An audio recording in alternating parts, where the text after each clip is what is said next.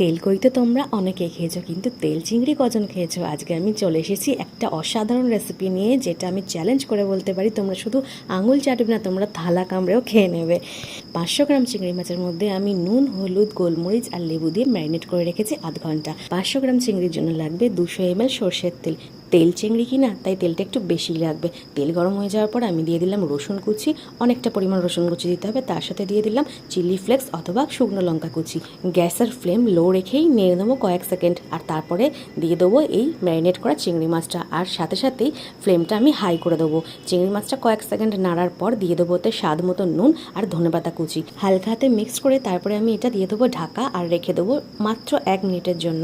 1 থেকে 1.5 মিনিটের মধ্যেই আমার রান্না হয়ে গেলে কমপ্লিট। আর তোমরা দেখে নাও তেল চিংড়িটা কেমন সুন্দর রং হয়েছে। আর আমার তো চ্যালেঞ্জ রইল, তোমরা যদি না থালা কামড়ে খেয়েছো তো আমাকে কমেন্ট করে জানিও। আজকের মতো টাটা, বাই বাই।